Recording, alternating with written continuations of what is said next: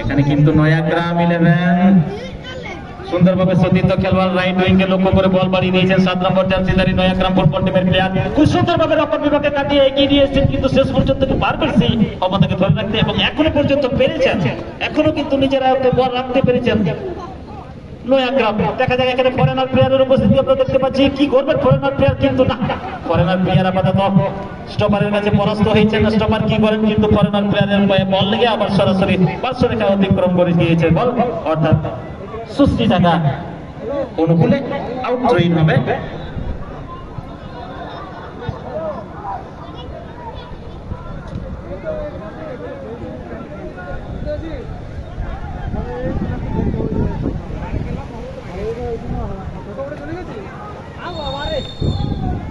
কিন্তু ততক্ষণে রেফারি মহাশয় ফাউলের নির্দেশ দিয়েছেন সেই জায়গায় অর্থাৎ সম্ভবত আমরা দেখতে পাচ্ছি নয়াগ্রাম 11 প্লেয়ারের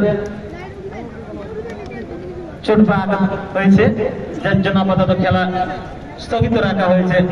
তাই আমরা সকলেই প্রার্থনা করব উনি যেন সুস্থ হয়ে পুনরায় খেলায় ফিরতে পারে।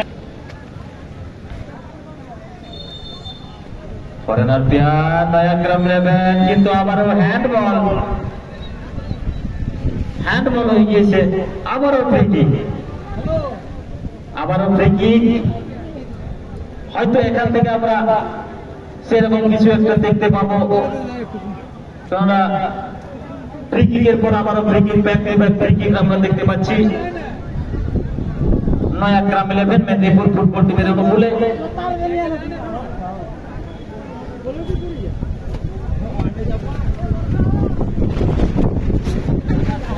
নতুন কিছু সেরকম প্ল্যানিং নিয়ে শটটি নেওয়ার চেষ্টা করবেন।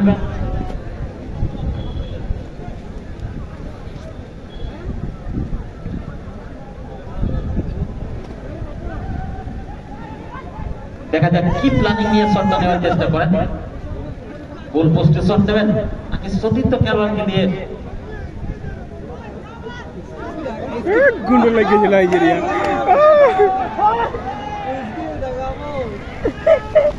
বিরাট রাগ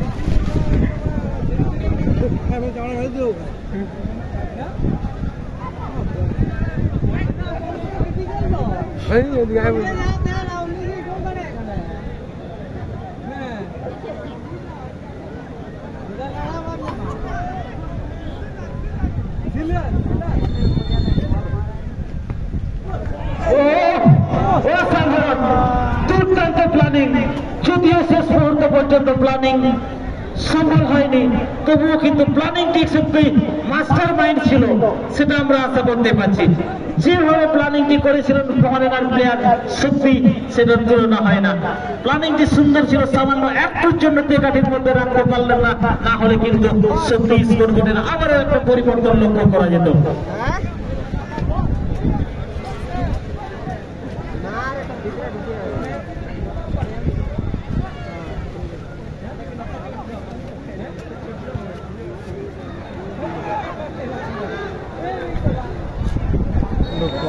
আবারও কিন্তু না ততক্ষণে কিন্তু রেফারি মহাশয় সেখানে অফসাইডের নির্দেশ দিয়েছেন যার জন্য সেখান থেকে ফ্রি কিক হয়ে গেল। কিন্তু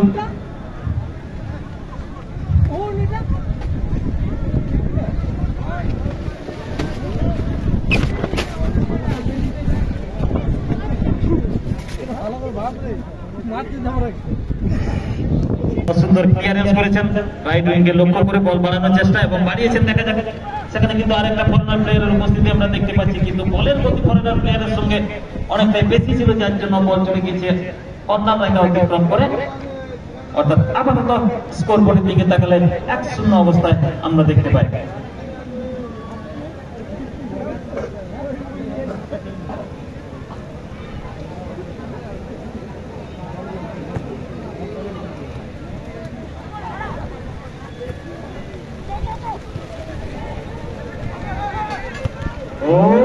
আবার একটি শট নিয়েছিলেন ফরেনার প্লেয়ার কিন্তু স্টপারের গায়ে বল লেগে আপাতত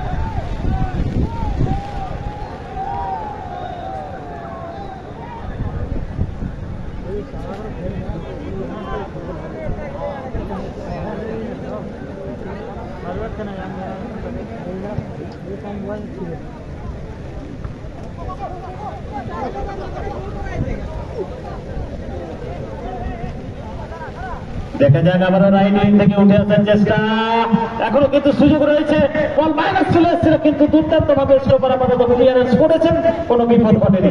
এখনো কিন্তু সেই নয়াগ্রামের পায়ে বল আবারও তুলে দিয়েছেন, সেখানে নয়াগ্রামের হেড কিন্তু অসাধারণ গোলরক্ষক, দুর্দান্ত গোলরক্ষক। আমরা যেভাবে দেখেছি পূর্বের বিশ্বকাপে 2023-এর বিশ্বকাপ আমরা যেটা দেখেছিলাম এমিলিয়ানো মার্টিনেজ যেভাবে সম্ভবত এখানে দেখতে পাচ্ছি কিছুটা আঘাতপ্রাপ্ত হয়েছেন সুস্মিতা ফুটবল টিমের প্লেয়ার বল স্টপার, যেভাবে ঝুঁকি নিয়ে আক্রমণকে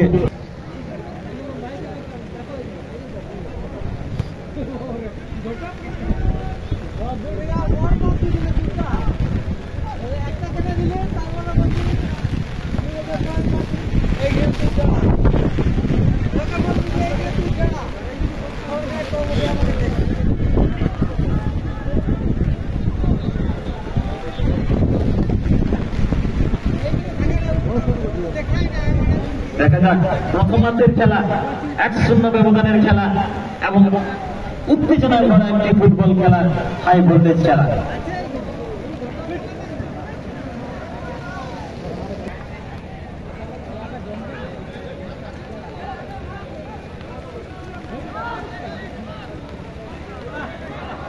দেখা যাক আবারও সুস্মিতার আক্রমণ, আক্রমণের পুরো আক্রমণে এগিয়ে এলেন কিন্তু এখনো পর্যন্ত সেই আক্রমণকে বা সেই সুযোগকে কাজে লাগাতে ব্যর্থ হয়েছে না বলমন্ত। দেখা যাক এবারও কিন্তু আক্রমণের লক্ষ্যে এগিয়ে আছেন, কিন্তু এখানে কিন্তু মিসআন্ডারস্ট্যান্ডিং একটি ভুল বোঝাবুঝি হয়েছিল নিকটিত খেলোয়াড়ের সঙ্গে, যার জন্য পার্শ্বরতা অতিক্রম করে বল ধরে দিয়েছে সীমানা বাইরে, অর্থাৎ আউট থ্রু হয়ে গেল সুস্মিতা ফুটবল টিমের অনুকূলে। দেখা যাক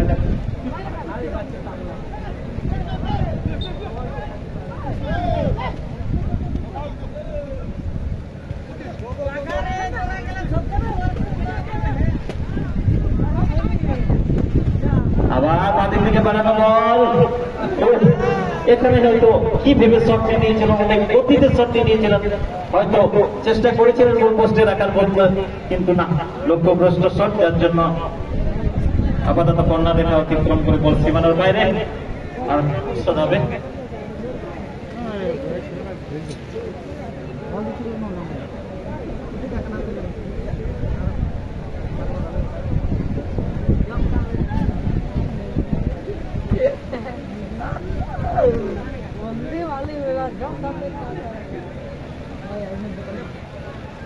apaan lगा रखने था तराकन दी जगह